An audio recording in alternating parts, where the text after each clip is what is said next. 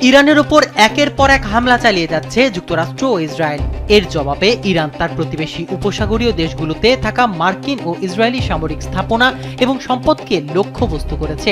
যুদ্ধ শুরুর আগেই তেহরান সতর্ক করে বলেছিল, দেশটির উপর হামলা হলে এর প্রভাব শুধু মধ্যপ্রাচ্যে সীমাবদ্ধ থাকবে না, বরং বৈশ্বিক অর্থনীতিতেও বড় ধাক্কা লাগতে পারে।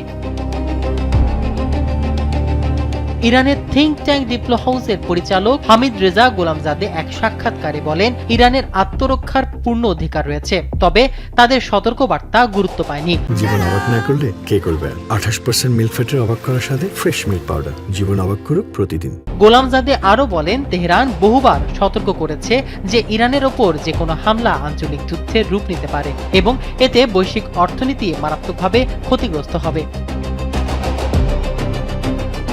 গোলামজাদের মতে, হামলার ফলে শুধু প্রতিবেশী দেশই নয়, বিশ্বের অন্যান্য অঞ্চলও প্রভাবিত হবে। মধ্যপ্রাচ্যের বিভিন্ন দেশে যুক্তরাষ্ট্রের সামরিক ঘাঁটি রয়েছে এবং সেগুলো ইরানের বিরুদ্ধে হামলায় ব্যবহার করা হচ্ছে।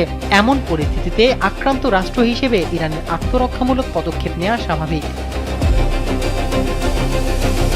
এ নিয়ে তিনি আরও বলেন, আত্মরক্ষার অংশ হিসেবে হরমুজ প্রণালীর নিরাপত্তা নিশ্চিত করাকেও গুরুত্ব দিচ্ছে তেহরান। তার ভাষায়, ইরানের নিরাপত্তা মানেই এই অঞ্চলের নিরাপত্তা। একই সঙ্গে জড়িয়ে আছে বৈশ্বিক অর্থনৈতিক স্থিতিশীলতা। গোলামজাদে সতর্ক করে বলেন, ইরান আক্রান্ত হলে এর মূল্য পুরো বিশ্বকেই দিতে হবে এবং সম্ভাব্য যে কোনো যুদ্ধের পরিণতির ভোগান্তি শেষ পর্যন্ত বিশ্ববাসীকেই বহন করতে হবে।